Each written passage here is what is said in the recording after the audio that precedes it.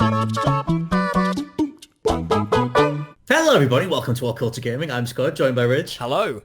Rich, oh my God, one of the biggest acquisitions in gaming history just popped the hell off. And Yep. I mean, we'll get into how it sits alongside the likes of Tencent buying Supercell, but Microsoft just bought Bethesda. What's your initial reactions to this madness? This sounded like one of those acquisitions that sounds so dumb on paper, because I swear we've had... I don't know whether it was Xbox, but there was definitely somebody keen on buying Bethesda before, if I remember rightly. God, no. And I think when we heard that, everyone just went, it's not going to happen. That'll never And then, happen. like, literally for us, seeing this unfold, we were just like, one of our editors sent us a tweet saying, here's Jason Schreier saying, oh, this might be happening. And then literally 2 seconds later, Xbox like, yeah, we bought Bethesda. Absolutely ludicrous. Yeah, to put it in a little bit of, well, I was going to say put it into context, it's ludicrous amounts of money. They've bought them for $7.5 billion. And the only other deal that's bigger than this in gaming history is, like I said, Tencent buying Supercell for $8.6 billion. And then below that is Activision Blizzard was $5.9 billion. When Microsoft acquired Mojang, that was 2.5. And Facebook buying Oculus was $2 billion. Little fingers to the mouth. I mean, when you look at the number of IPs they have to play with now on Xbox, they have so much. You've got Dishonored, Wolfenstein, Elder Scrolls, Fallout, Doom, Starfield, Evil Within, and Prey, and that's just what they put on their reveal thing. Bethesda's tweet saying we're joining the Xbox family, and it's nuts. And literally the first question people are having, and I think this is probably the question that's going to be asked the most for everyone, is does this mean that the PlayStation isn't going to get any Bethesda games anymore? I think that's not the case. I don't think they would clear out the PlayStation. Xbox being a publisher isn't anything new, like as an all-over publisher, because we've got, people, literally the first thing people have said is, no, but you've got Minecraft on the Switch and PlayStation as well. Yeah. So, and that's technically published by, I think it is technically published by Xbox Game Studios. Well, the weird thing is, the last time they did something similar to this was Minecraft, but since they bought Obsidian and In Exile, Obsidian's new RPG, Avowed, is advertised as a Series X exclusive. They haven't mentioned that coming to PS5 at all. And I know that, like, obviously Xbox's or Microsoft's whole thing for the next gen was, everything available everywhere. Let's all be friends and whatever. And then Sony were like, we don't care about that. We're going to buy Spider-Man for Avengers. We're going to go out there and do all these different business deals and secure Final Fantasy 16 as an exclusive. So I wonder if at some point Microsoft have just been like, oh, is this the game we're playing? Is it? We're Microsoft, by the way, and we're going to go like sort something out to buy Bethesda, because it seems like a weird back and forth. And yeah, again, it's a hell of a retort considering the way that Sony have been, handling themselves the last few weeks, especially. Yeah. I was just looking at the press release that was given, because if you go on Bethesda's website, there's a note from Pete Hines, their VP of PR and marketing, and there's also a press release as well. But just having a quick look at it, just to try and pick out something specific, is one of the things he said is the key point was still Bethesda. We're still working on the same games we were yesterday, made by the same studios we've worked for years, and those games were published by us. So... just the fact it says published by us maybe means that Bethesda will still have the decision as to where these things go. And I think the idea of making sort of previously cross-platform games and IPs be specific to a single platform, it hasn't boded well in the past, really, and you don't really see it happen that often. I mean, the only thing I can think of similarly right now is Rocket League. On PC, now that the free-to-play is very close to arriving, the Steam users are getting screwed over because they all need Epic accounts now. So changing that post-release or like halfway through development hasn't ended well.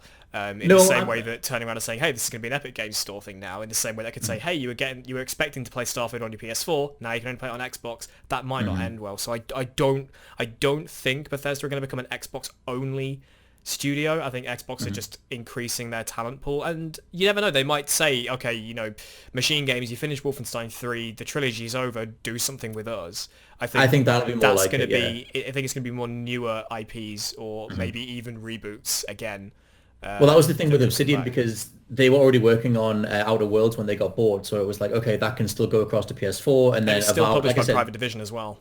Yeah, exactly. So they're still having whatever deals are in place to get to, play out. But at some point, they'll cash this card in. I just have to imagine and be like, the next Bethesda game is Xbox exclusive. Because at some point, I mean, they have only committed to doing exclusives after a 3 to 4 year window. So that kind of matches up with all of these IPs getting out the way. And then, I mean, Starfield gets exclusive content on Xbox or something like that. You don't throw $7.5 billion at something to not play that card, especially when your direct competition is kind of wiping the floor with you in regards to exclusives, only in terms of their attitude towards them. Sony are just throwing cash at everybody, saying, please come with us.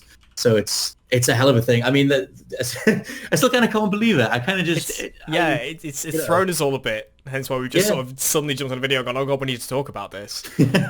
I'm just on a couple of quick just finding pages to see if there's any mentions of particular platforms or the PS4, PS5, Xbox Series X or anything like that. There's nothing in the press release or the statement from Pete Hines to say that things are outright changing. Okay. I mean, well, they'll try and maintain everything for now. Like I said, all those deals are in place. Things like Starfield, has been discussed alongside, like, PlayStation and stuff like that. They're not going to just, assumedly, burn everybody that's been with them so far. I just think that it's a hell of a thing. And plus, on the Microsoft side, considering the, all the conversations around the Series X and the exclusives and Halo being delayed and, why do we get a Series X and stuff like that? They've just kind of gone, well, let's just buy a pool of potential exclusives or a pool of potential IP that we can do, specific deals with or whatever, and that'll be their way of sort of catching up with everything that Sony has. I mean, I guess how do you think of that in terms of the way, like, have a body of titles on one side versus another? Like, does Bethesda do enough to equate what Sony has? I don't know. It's an interesting thing. Like, we don't really have anything to compare this to, because apart from you said about numbers, just the idea getting Supercell, like, that's a very, like, I mean, Supercell have a handful of games, but they're all mobile stuff. And owning it, like getting hold of a pool this big in one fell swoop by like a top tier publisher, we've not seen this before, so we can't really gauge exactly where this is going to go. But just looking at Xbox's general approach to publishing, even though they're not going to be publishing Bethesda titles, but even under their own leadership, the fact that they haven't ignored the Switch and even Steam, all of that's been hugely positive for them. People getting games on Switch. That we never thought we would. Getting Cuphead on Switch was one of the first ones, I think, for me, that was like, oh my God, this is a Microsoft title on that. And then when they turned around and said, hey, you're getting Halo on Steam, and everyone freaked out. It's like, all of it seems to be really good. So I don't know what you think, Scott, but I don't see this as at all a bad thing. Oh God, no! I mean, it's more just like because I always liken a lot of the console competition stuff to like sports analogies. It's like, look what this team is doing, and they got one up on this other team, and whatever.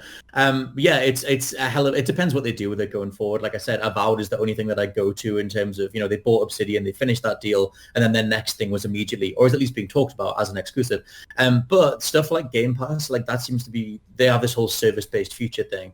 And they're rolling EA Play into Game Pass, so you get all the EA stuff, and then with this, it's like, okay, so Bethesda is now part of Game Pass, assumedly. So does that mean all of Bethesda's catalog is now tied to Game Pass? There have already been a few Game Pass or Bethesda titles on Game Pass already, as far as I'm aware. Pretty certain Fallout 4 was one of the first ones you could get, I think. Yeah, exactly. But it's like, would they start doing like, bodies of titles that are now on Game Pass? Does that affect their availability on something like PS Now if Sony decides to put more money behind it? Because like that's the whole thing. It depends how much people embrace the whole service future thing. But Game Pass is already ridiculous value, and if they add an entire catalog of Bethesda titles, like, I don't see why they wouldn't. They just get everything on it. There you go. Here's the Bethesda back catalog. Job done. I mean, again, we don't know how sort of, I want to say from top down, like how low this really goes, because as said, apparently Bethesda Softworks will still be publishing the Bethesda games. So when it comes to like E3, or whatever we get from here on out, I think we'll still be having Bethesda specific presentations and things. So I think it may be something that's only on paper almost. Maybe the exclusivity deals that we still have with like Call of Duty and Sony, that Xbox will have that over Bethesda. We're going to get a green Doomslayer for Doom Eternal with a big Xbox logo on his chest. It could happen. But I think that maybe as far down as we see it, because it really does look, and I don't say that it wouldn't be the same with Sony, but it does look like Xbox are really thinking, okay, let's just make some really good games, let's publish some really good stuff. And it does seem like a good move to get people. I'm sure they will do exclusive stuff on Xbox side for Bethesda titles, but I don't see this as a trying to get the upper hand on Sony. I think Xbox is just trying to make themselves bigger. Really. Yeah, it would definitely like go against a lot of their marketing that they've had so far in regards to, we want to make everything available for everybody else. I just, like I said, I'm always like what do you call it? I was going to say cynicistic. Cynical. Cynical is the word. Cynicism is the one. Yeah, I'm always that with anything to do with the gaming industry, where I'm just like, if someone at the top will want some money, and there's a way to get that money in terms of enforcing this stuff. So I think, yeah, it'll either be a Minecraft where they're just in the background and everybody thinks of Minecraft as this separate entity to Xbox. We don't think of it as an Xbox-based thing, even though they did do that big deal. Or it'll potentially be what Obsidian's next thing is going to be, where they lock down these studios and then you get something that is then Xbox specific.